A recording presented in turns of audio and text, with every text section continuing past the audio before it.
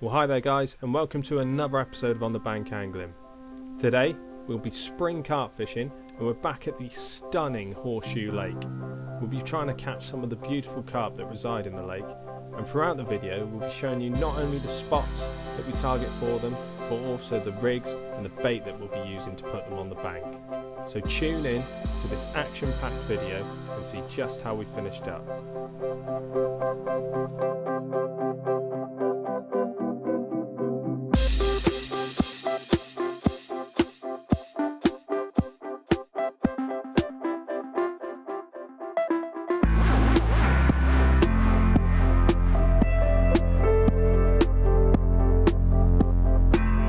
So with the lake being pretty busy, our anglers were spread out across the entire fishery. And with a few days ahead of us, we started trying to get some bait out there and locate some spots. It's an important tactic on big waters like this to try and establish a baited area, and that will give you a better chance over the time you're there to get the fish feeding. Unfortunately, the bird life made it almost impossible to throw in bait by hand, so it's very important to use a spod.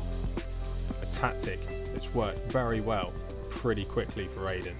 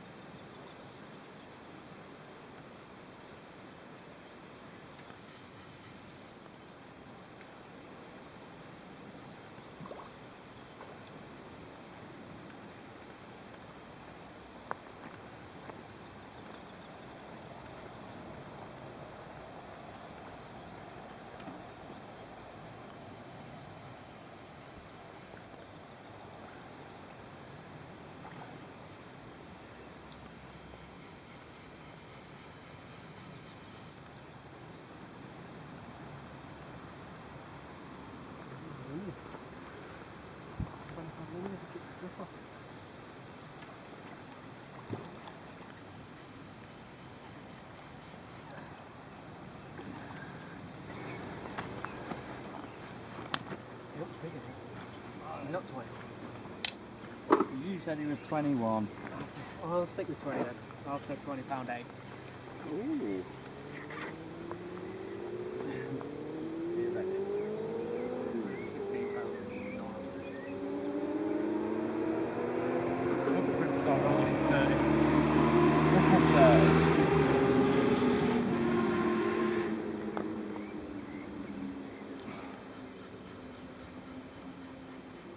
Just under 19, isn't it?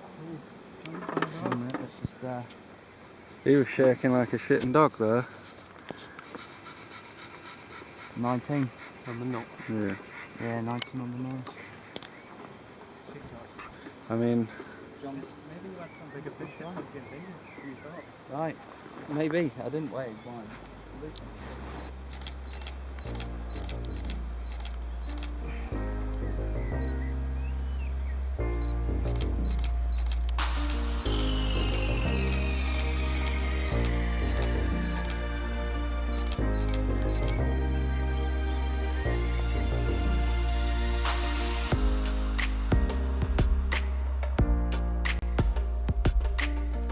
So with Aiden getting off to a great start in Summer Bay, the rest of us, who were on the point and the open into Winter Bay, decided to get our tactics going and get our rigs out on the spots. The tactic I opted for on my left hand rod was a solid bag setup. As you can see here, when we were testing the rig in the margin, the solid bag gives a nice compact pile of food around your hook bait. As you can see here, this is in real time. It takes a while for the bag to dissolve once it's out on the lake bed, and this gives good presentation because it means it can sit over anything that's on the bottom, and that's just holding your rig in there so it can't get snared up in anything. Just watch and see the nice little pile of bait that it will leave, and how nicely exposed the hook bait will be left.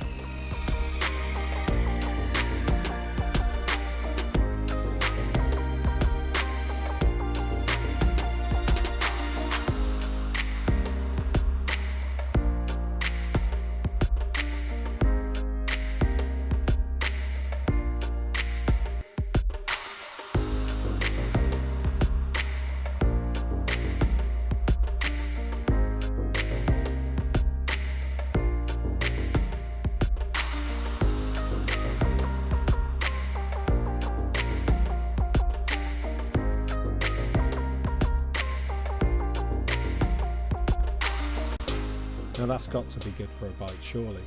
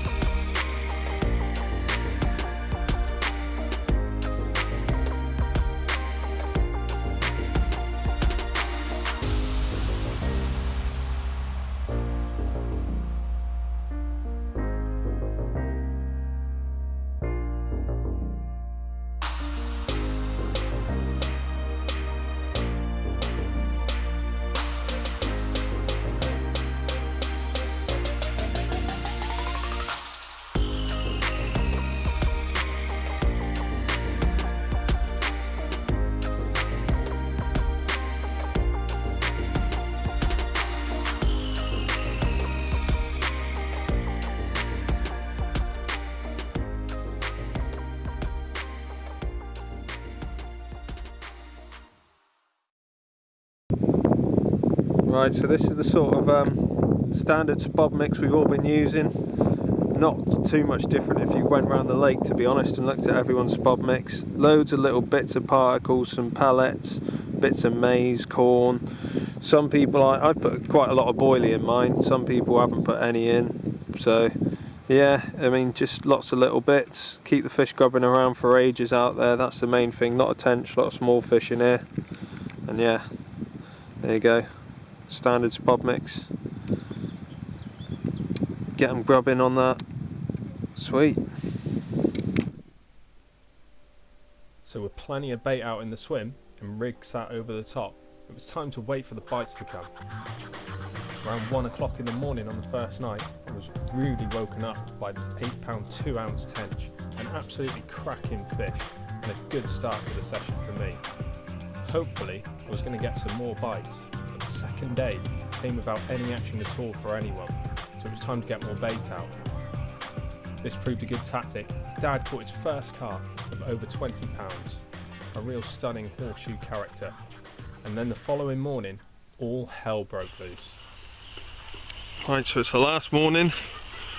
Big shout from Dad, he was fishing down the bank and he's got another one, so he's just weighing him up now. See what the scores on the doors are.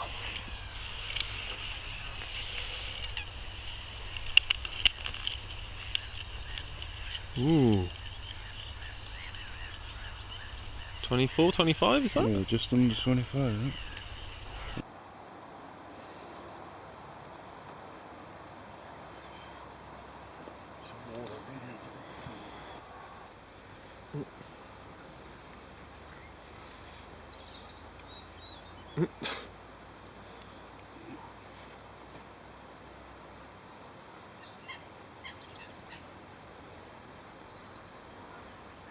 There we go, very nice horseshoe original for Dad, proper cracker. Happy? Yeah, well pleased. Very nice looking fish. Been a bit of a struggle to get bites on this trip, but came good on the last night, so well happy really. Cracker. Couple of 20s as well, banging. Very nice.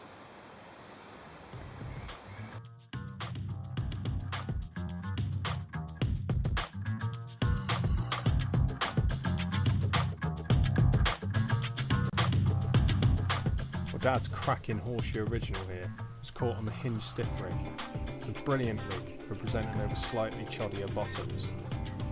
It was the rig I had out on my right hand rod, and it turned out to be a wise choice, because a few moments later it ripped off. Well, Chris is into what appears like the first carp of his trip.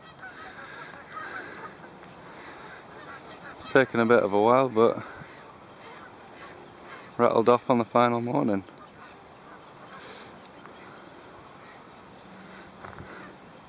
I don't know, I don't think it is a carp. Oh no. Feels very tense like. Well, it screamed off and was putting up a bit of a scrap. Kited all the way to his right. Oh no, pulling a bit now. unless there's 15.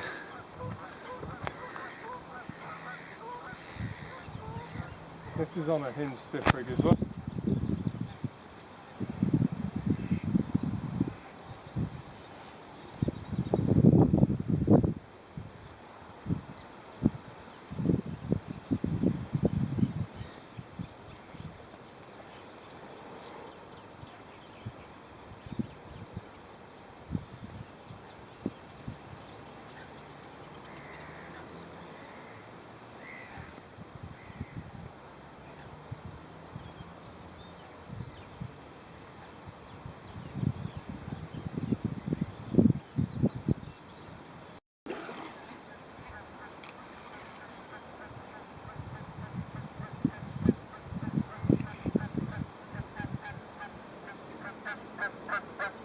Oh Jesus, it's huge.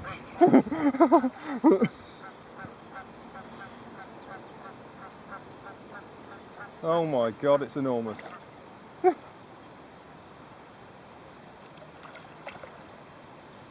guessing it's not then. It is. It's at least £12. Why do they do this? It didn't fight and now it's kicking off. Clear water, isn't it?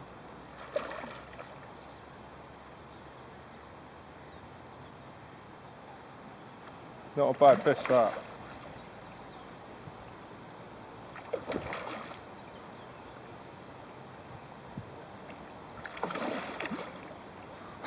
Chunky thing, isn't it?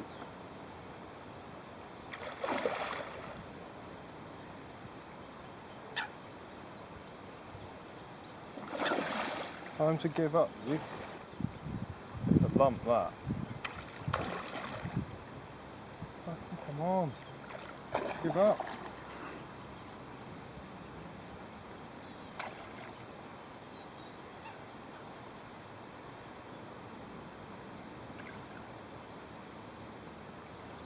Good shoulders on that. Coming like a bream most of the way.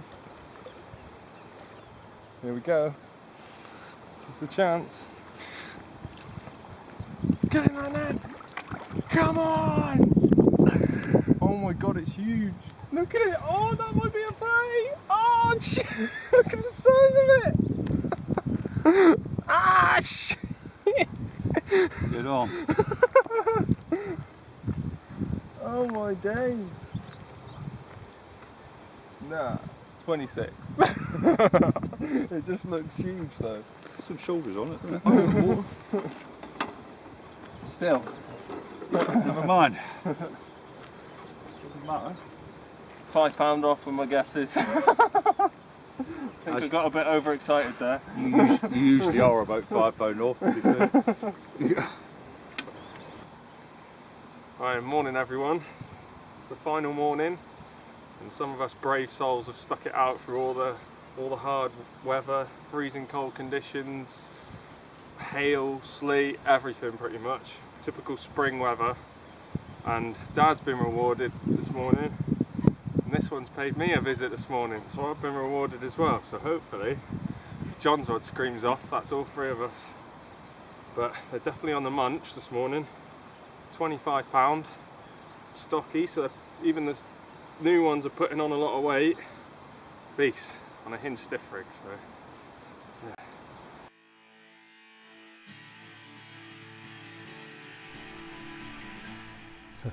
Well, apologies for the reaction there, but I was proper buzzed to get a fish on the bank. And as you can see from looking at the fish in the sling, it did look an absolute chunk. And at £25, I can't complain.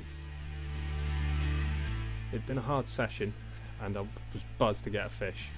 And it was really nice to watch it swim away in the crystal clear water at Horseshoe. We still had time, so we were hopeful that one of its mates would put in an appearance and top off what had been a really enjoyable session.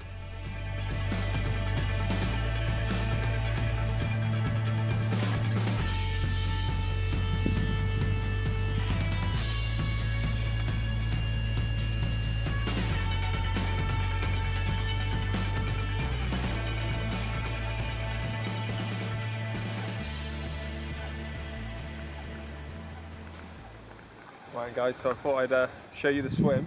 It hasn't been amazingly productive. We've had 2 tench and a carp and lost a fish in here now. But we just thought we'd show you the spots because it is quite a popular swim on the lake. Peg 9, boat point. As you can see, tons and tons of water. Pretty much, you know, you've got loads of options. You can go left, you can go right, you can go forward. No one can interfere with you really because you've just got so much water here. And the spot we've been fishing, if you look towards the tree line, there's a V in between 2 tall trees. We've been fishing out there, 20 wraps, and yeah, just putting a bit of spom out there. It's not completely clear, there's a bit of silkweed, nothing too much though, and you're just fishing the baits on top of it, and that's been, well, getting the odd pickup.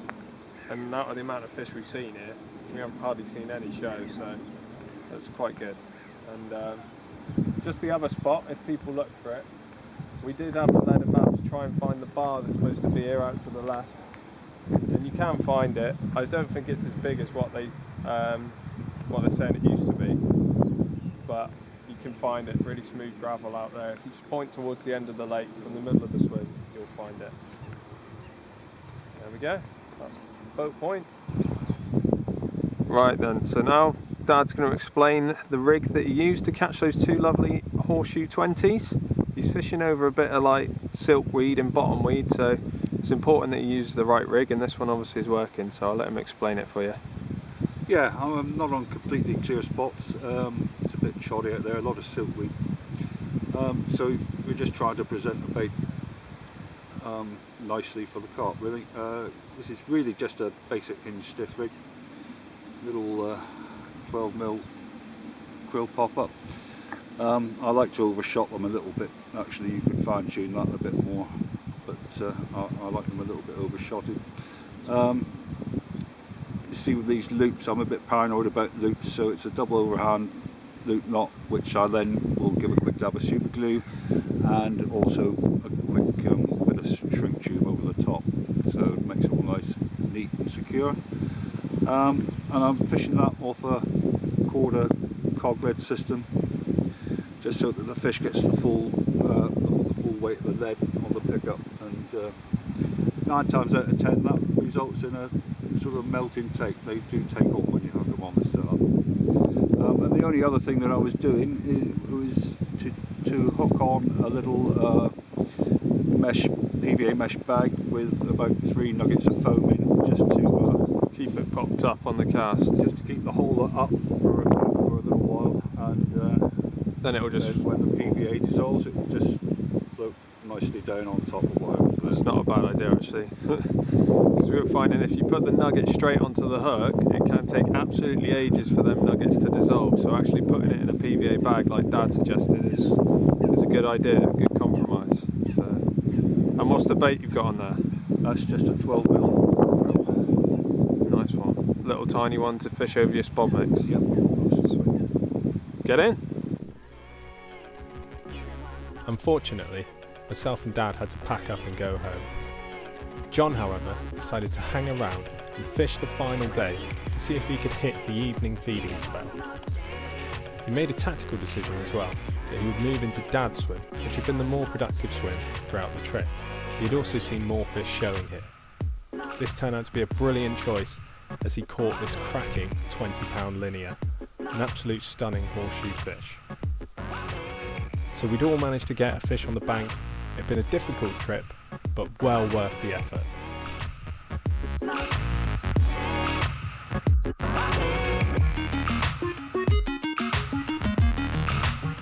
So the end of another great session on Horseshoe Lake. It really is a cracking water, and if you're thinking about going there to fish, I suggest that you do. It's not always the easiest place, but the rewards are definitely in there. So until next time guys, enjoy your fishing and tight lines.